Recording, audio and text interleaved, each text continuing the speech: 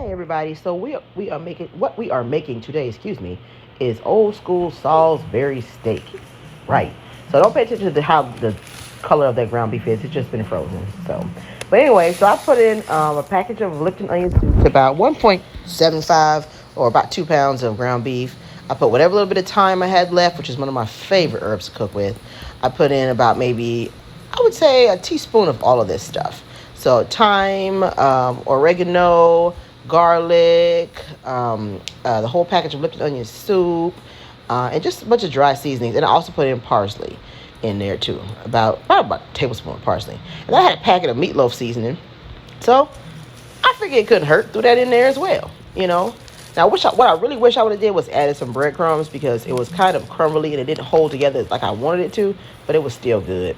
And the last thing you want to do is you want to bust an egg in there. Bust an egg in my funky Diva voice.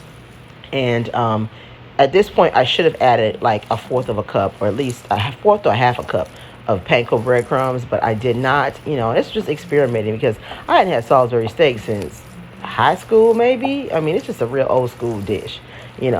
So, and it wasn't very good back then. But anyway, I cut up a half of a yellow onion in slices because we're gonna put onions in this. And then I added about maybe 2 tablespoons. No, I did more than that. I added like, a fourth of a cup to probably a half a cup of oil because you're supposed to actually fry these ground beef patties. Normally, I think what's the best way to do is just get that tenderized steak that you get from the grocery store. Oh, and there's our beverages that we was drinking that night. Ha ha ha. So I made about 4 patties out of there, and then I just split them into the oil. Like I said, it's about maybe a fourth of a cup or a half of an inch up in this pan, and that's what they started looking like once I turned them around. Like I said, I really wish I had added some panko breadcrumbs, but whatever. So instead of using flour, I found some chicken packets in my my pantry of chicken gravy, and so I just used that as my flour, and I used about 3 packages of that. And if you're using flour, you just wait for it to kind of brown a little bit, in the oil that you have there.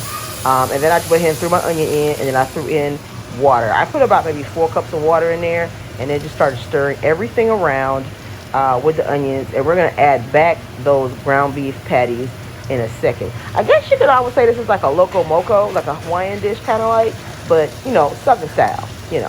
So anyway, we be getting real creative these days right now, what we got in the freezer, huh, y'all?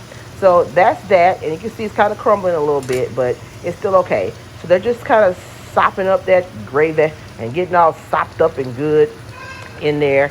And, we're just going to let that just cook for, until the gravy basically gets thick. And then I just started covering the patties there.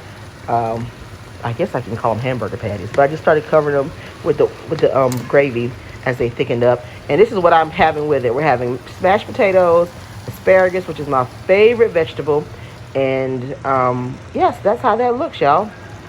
So now it's all done, and we plated it up. We put mashed potatoes at the bottom, and then we put the asparagus, and we laid the patty on top, and then just started pouring gravy over the top of that. So that is that dish there. So that's just an old school Salisbury steak, y'all. I think they call it chop steak in Atlanta here, but yeah, so there you go. Thank you guys for joining me again. I hope y'all enjoyed this video. Please thumbs up, like, and subscribe. Because when y'all thumbs up, like, and subscribe, YouTube circulates my videos more. So I appreciate it. Y'all have a wonderful day, and please stay safe. Bye-bye.